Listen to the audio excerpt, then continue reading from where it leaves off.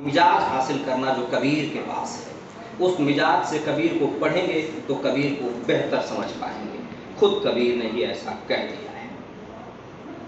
आगे बढ़ते हैं। उदय ने एक कविता सुनाई और कविता में 2-3 शब्दों का जिक्र किया। मुझे लगता है कि इन शब्दों प्रश्नों से गुजरते हुए अगर बातचीत करें तो शायद कुछ बेहतर बात हो पाए। और वो शब्द थे लुकाठी, शब्द और अभिव्यक्ति का संकट और परिवार को साधने की चुनौती।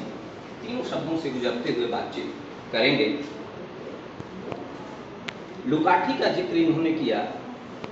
मैंने बताया कि बनारस का मिजाज किस ढंग का है।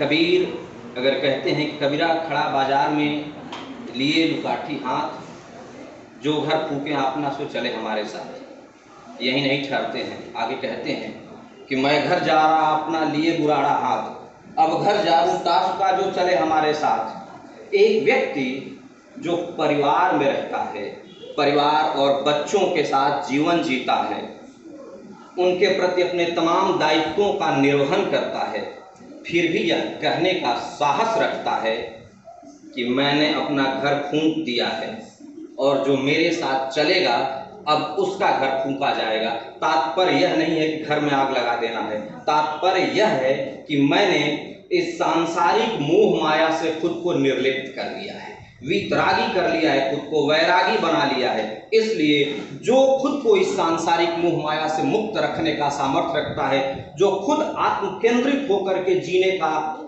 लोभ त्याग सकता है, जो अपने परिवार अपने बच्चों के लिए सिर्फ जीवन जीने का लोभ त्यागने का सामर्थ्य रखता है, वो कबीर बन सकता है। इसलिए कबीर होना आत्म संकुचन से बाहर निकलना है, खुद को अपने तक सिमट लेना या आप कह लें कि सिकोड़ लेना, यह कबीर होना नहीं है।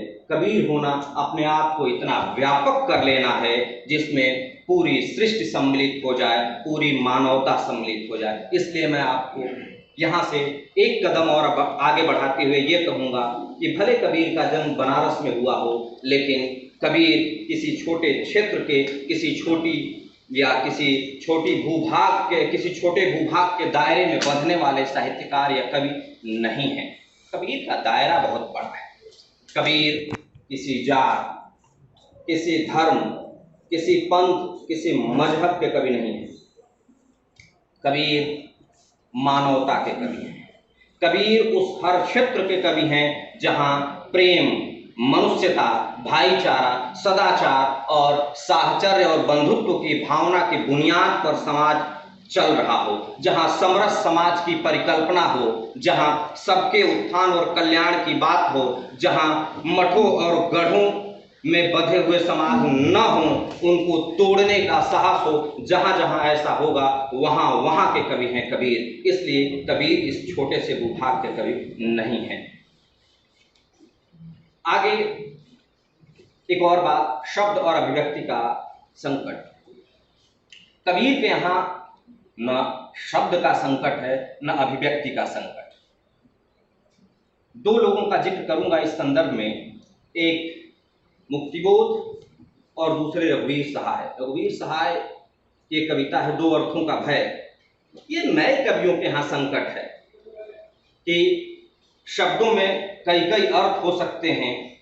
मैं जो कहना चाह रहा हूं पता नहीं मेरे शब्दों के पास वो सामर्थ्य है कि नहीं कि मैं उनसे उस बात को व्यक्त कर पाऊं। कबीर के यहाँ ये संकट नहीं है। मुक्तिबोध ने कहा था ना, अब अभिव्यक्ति के सारे खतरे उठाने होंगे, तोड़ने ही होंगे गढ़ और मठ सारे। तो कबीर उन कवियों में से हैं जो मठ और गढ़ को तोड़ करके अभिव्यक्ति के सारे खतरे उठाते हैं और फिर उस अरुण कमल को हासिल करने का सामर्थ्य रखते हैं, जो लोक कल्याण का, जो मानवता का अरुण कमल है, जो सबकी बराबरी की बात करता है, सबके कल्याण की बात करता है। इसलिए कबीर के यहाँ अभिव्यक्ति का कोई संकट नहीं है, उनको भाषा का कोई भय नहीं है ना। हजारी प्रसाद द्विवेदी ने कहा था वाणी के डिक्टेटर हैं। सच में वे वाणी के डिक्टेटर हैं, क्योंकि उनके यहाँ भाषा का कोई भय नहीं है। वे भयमुक्त भाषा और भाषा से भय को मुक्त करने के कवि हैं। कबीर के यहाँ यह सामर्थ्य है। कि उनकी भाषा हमें भय से मुक्ति देती है। इसलिए भय की भाषा और भाषा में भय होने का सवाल ही नहीं है। अभय की भाषा है उनके पास और भाषा से अभय प्रदान करने वाले कवि हैं। आगे कुछ और बिंदुओं पर बातचीत करते हुए आगे बढ़ेंगे।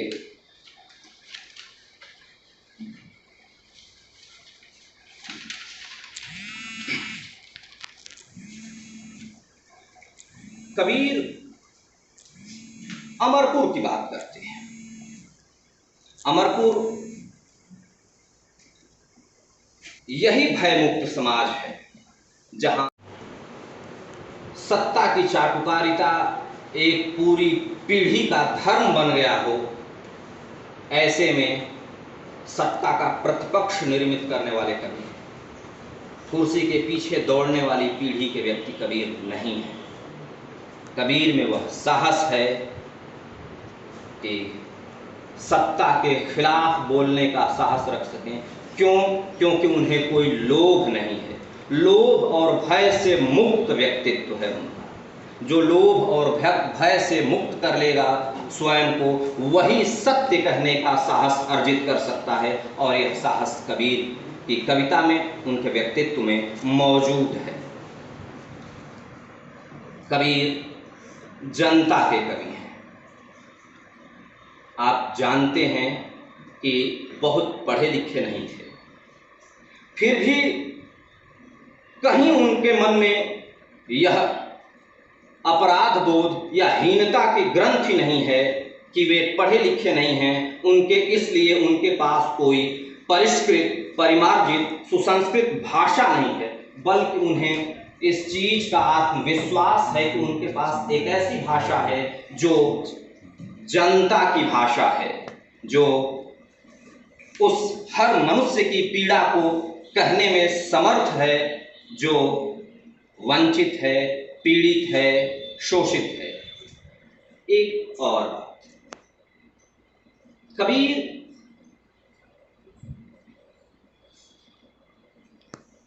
उन बिरले कवियों में से हैं जिनकी कविता हिंदी साहित्य में पहली बार एक ऐसे वर्ग का प्रतिनिधित्व करते हुए दिखाई पड़ती है जिसे हम उपेक्षित या समाज की मुख्य धारा से बाहर रखते आए थे।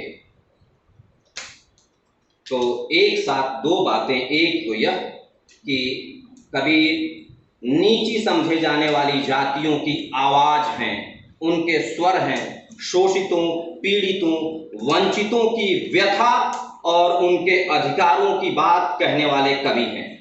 इसलिए कबीर पहली बार हिंदी काव्य के पटल पर एक ऐसे साहित्यकार के रूप में उभरते हुए दिखाई पड़ते हैं जो तथाकथित छोटी समझे जाने वाली जातियों और उस अधिकार से वंचित वर्ग, चाहे पूजा की व्यवस्था हो या इस तरीके के तमाम धार्मिक प्रतिष्ठानों से बहिष्कृत वर्ग के अधिकारों को लेकर के सामने आते हैं। इसलिए कबीर के यहाँ ईश्वर की एक नई परिकल्पना है। कहना यह नहीं चाह रहा कि कबीर ईश्वर के विरोधी है, ऐसा नहीं है। कबीर के ईश्वर अलग हैं। पारंपरिक ढंग से ईश्वर को हमने जिस रूप में स्वीकार कर रखा था उससे अलग। कबीर विरोधी हैं तो उस पूजा पद्धति, उस प्रक्रिया के विरोधी जिस प्रक्रिया का अनुगमन करके हम ईश्वर को पाने की कामना करते रहे थे। आसान ढंग से कहूं तो यह कि जो धार्मिक पाखंड और आडंबर थे, जो रूढ़ियां थी, उनके विरोधी हैं कबीर, ईश्वर के विरोधी नहीं है। इसलिए उनके पास ईश्वर का एक अलग रूप है, एक ऐसा रूप जिस ईश्वर की आराधना में, जिसको स्थापित करने में बहुत संसाधनों की आवश्यकता नहीं है, मंदिरों को बनाने की आवश्यकता नहीं है, और फिर मंदिरों को बना करके उसमें मूर्तियों को स्थापित करने की आवश्यकता नहीं है। इसलिए आप इस घटना का समाजशास्त्र समझें तो अधिक बेहतर होगा। हम तो सामान्य तौर पर पढ़ते आए हैं कि कबीर के ईश्वर निर्गुण निराकार ईश्वर है, निश्चित रूप से इस निर्गुण निराकार ईश्वर की रचना, इसका विधान करते समय कबीर की चेतना में एक बात रही होगी कि जिस वर्ग के लिए इस ईश्वर का प्रारूप निर्मित किया जा रहा है वह वर्ग सुविधाओं से वंचित वर्ग है। उसके पास इतने संसाधन नहीं है कि ईश्वर को बिठाने के लिए वह लाखों करोड़ों का खर्च कर पाए। इसलिए उन्होंने ईश्वर का एक ऐसा रूप गढ़ा जो हमारे आपके सबके हृदय में बैठ सकता है। उसके लिए बहुत अधिक व्यय की आवश्यकता नहीं है। तो इस समाजशास्त्री पहलू को भी अगर देखेंगे समझेंगे तो एक बेहतर पाठ कबीर का हो पाएगा। एक और बात मेरे गुरुवर प्रोफेसर गोपेश्वर सिंह इस संदर्भ में लगातार मंचों से कहते आए हैं कि कबीर का साहित्य और स्वयं कबीर का व्यक्तित्व एक आत्मनिर्भर व्यक्ति का प्रतिरूप है। कबीर जिस ढंग का जीवन जीते हैं और जिस ढंग से कर्म करते हुए जीवन जीते हैं वह एक आत्मनिर्भर व्यक्तित्व का निर्माण है। अभी जिस वर्ग का मैं जिक्र कर रहा था वह वर्ग जो शोषित था, पीड़ित था, तमाम अधिकारों से वंचित था, समाज में हमने उसको उपेक्षित रखा था, उस वर्ग के प्रतिनिधि के रूप में कबीर हमारे सामने आते हैं और आत्मनिर्भर बन के उस वर्ग का मानदंड निर्मित करते हैं। आत्मनिर्भरता का मानदंड जिसको तथाकथित श्रेष्ठ समाज के श्रेष्ठ वर्ग ने कमतर आंका था, उस वर्ग को किस तरीके से स्वावलंबी बनाना है, यह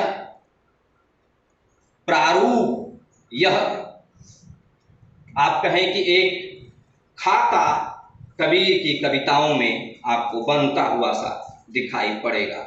इसलिए कबीर जिस ईश्वर की बात करते हैं उस ईश्वर को पाने के लिए वह पहले ही यह शर्त रख देते हैं कि यह ईश्वर सिर्फ और सिर्फ प्रेम के जरिए ही पाया जा सकता है।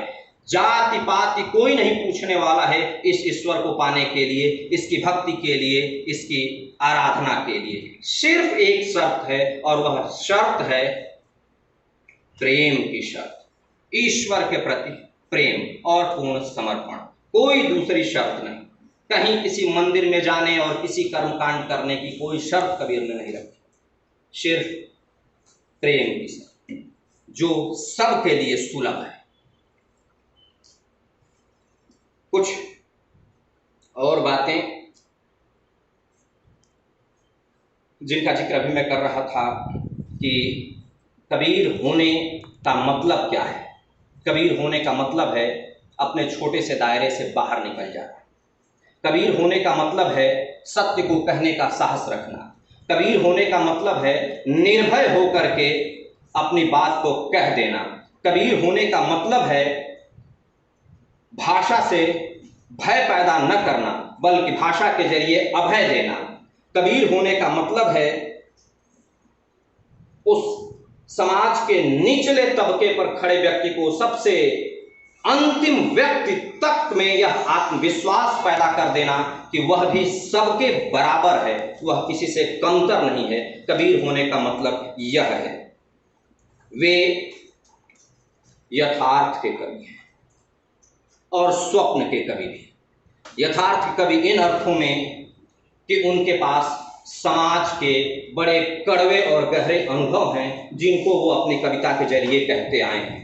स्वप्न के कवि इन अर्थों में क्योंकि उनके पास एक यूटोपिया है और वह यूटोपिया है सबके कल्याण का यूटोपिया, अमरपुर का यूटोपिया, जहां सब एक साथ एक कल्याणकारी राज्य में रह सकते हैं, जहां सबके अधिकार एक जैसे होंगे।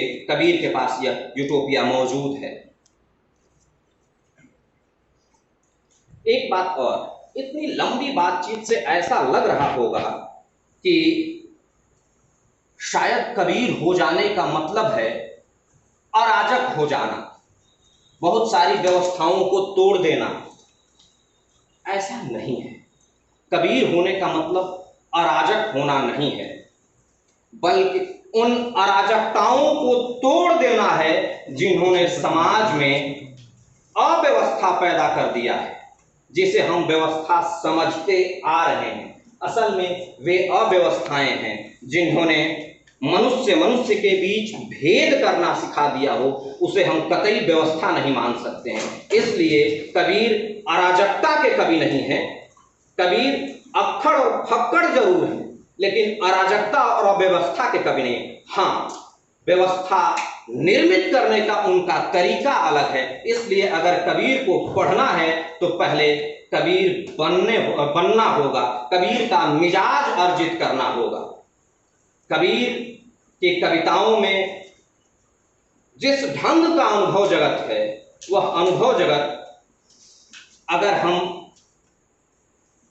वैसी दृष्टि न रखें तो संभव है कि हमारे लिए यही आभास दिलाता रहे कि कबीर एक व्यवस्था विरोधी व्यक्ति हैं जो अराजकता उत्पन्न करते हैं। नहीं, कबीर की व्यवस्था अलग ढंग की है। इसलिए कबीर व्यवस्थाओं के विरोधी नहीं, ऐसी व्यवस्था का निर्माण करने वाले हैं जो मनुष्यता के पक्ष में हो, जो मनुष्य मनुष्य के भेद को मिटा देती हो। इसलिए कबीर की कविता समाज में धंसने की कविता भी है और समाज से मुक्ति की कामना की कविता भी है। क्योंकि कबीर के व्यक्तित्व का यह सामर्थ्य है, उनकी यह शक्ति है कि वे एक ही साथ इस समाज में रहते भी हैं, लेकिन निर्लिप्त भाव से रहते हैं, वितरागी होकर के रहते हैं। एक ऐसे भोक्ता हैं इस समाज के जो इस समाज में रह करके भी इनकी तमाम मोह लोभ जैसी विकृतियों और विकारों से खुद को मुक्त रखता है। ऐसा वैरागी व्यक्ति ही समाज को मोक्ष की ओर ले जाने की कामना कर सकता है या बड़ा स्वप्न देख सकता है। इसलिए हम कहें तो कबीर यथार्थ के कवि भी हैं और स्वप्न के कवि भी। इन्हीं शब्दों के साथ मैं अपनी वाणी को विराम देता हूँ। आप सब